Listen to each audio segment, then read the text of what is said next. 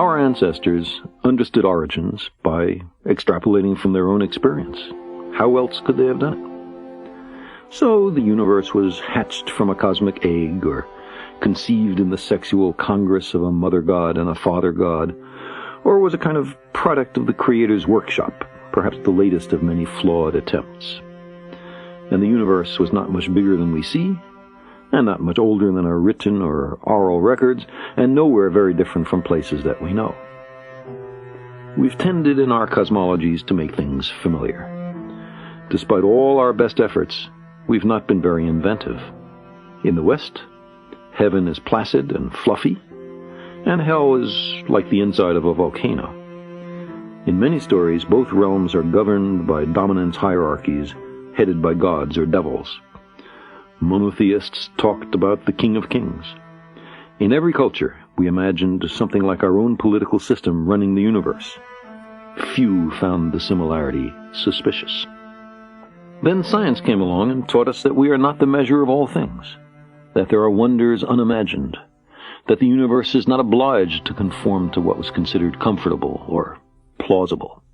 And again, if we're not important, not central, not the apple of God's eye, what is implied for our theologically based moral codes? The discovery of our true bearings in the cosmos was resisted for so long and to such a degree that many traces of the debate remain, sometimes with the motives of the geocentrists laid bare. So, what do we really want from philosophy and religion? Palliatives? Therapy? Comfort? Do we want reassuring fables, or an understanding of our actual circumstances? Dismay that the universe does not conform to our preferences seems childish. You might think that grown-ups would be ashamed to put such disappointments into print. The fashionable way of doing this is not to blame the universe, which seems truly pointless, but rather to blame the means by which we know the universe, namely, science. Science has taught us that because we have a talent for deceiving ourselves, subjectivity may not freely reign. Its conclusions derive from the interrogation of nature, and are not in all cases pre-designed to satisfy our wants. We recognize that even revered religious leaders, the products of their time, as we are of ours, may have made mistakes. Religions contradict one another on small matters such as whether we should put on a hat or take one off on entering a house of worship, or whether we should eat beef and eschew pork or the other way around, all the way to the most central issues such as whether there are no gods, one god, or many gods. If you lived 2 or 3 millennia ago, there was no shame in holding that the universe was made for us. It was an appealing thesis consistent with everything we knew. It was what the most learned among us taught without qualification. But we've found out much since then. Defending such a position today amounts to willful disregard of the evidence and a flight from self-knowledge. We long to be here for a purpose, even though, despite much self-deception, none is evident. Our time is burdened under the cumulative weight of successive debunkings of our conceits. We're Johnny-come-latelys. We live in the cosmic boondocks. We emerged from microbes and muck. Apes are our cousins. Our thoughts and feelings are not fully under our own control.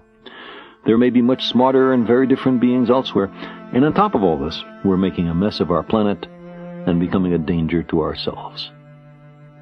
The trapdoor beneath our feet swings open. We find ourselves in bottomless free fall.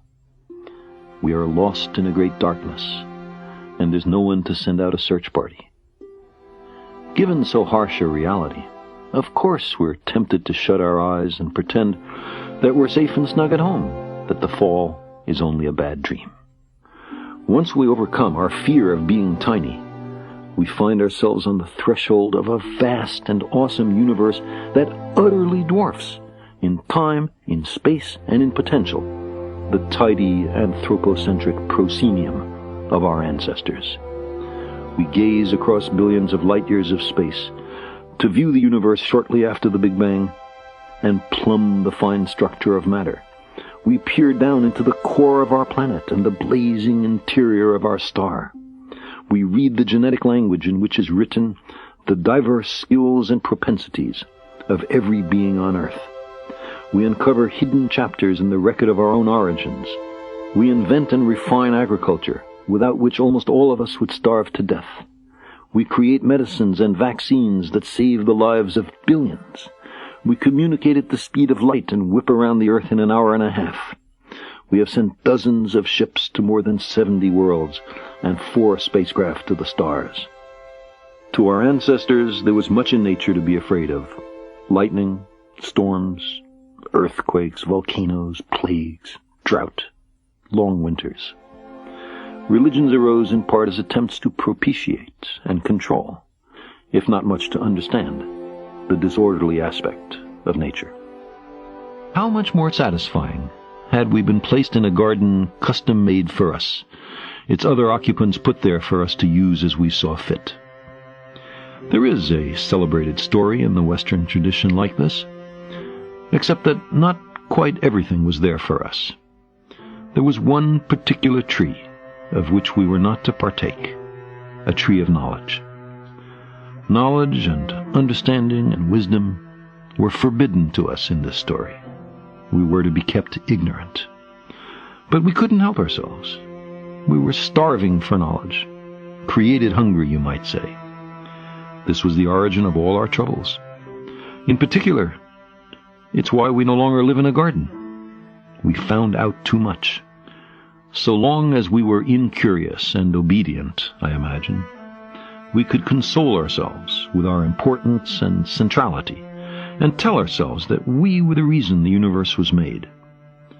As we began to indulge our curiosity, though, to explore, to learn how the universe really is, we expelled ourselves from Eden. Angels with a flaming sword were set as sentries at the gates of paradise to bar our return. The gardeners became exiles and wanderers. Occasionally, we mourn that lost world, but that, it seems to me, is maudlin and sentimental. We could not happily have remained ignorant forever. There is in this universe much of what seems to be design, but instead we repeatedly discover that natural processes, collisional selection of worlds, say, or natural selection of gene pools, or even the convection pattern in a pot of boiling water, can extract order out of chaos and deceive us into deducing purpose where there is none. The significance of our lives and our fragile planet is then determined only by our own wisdom and courage. We are the custodians of life's meaning. We long for a parent to care for us, to forgive us our errors, to save us from our childish mistakes. But knowledge is preferable to ignorance. Better by far to embrace the hard truth than a reassuring fable. If we crave some cosmic purpose, then let us find ourselves a worthy goal.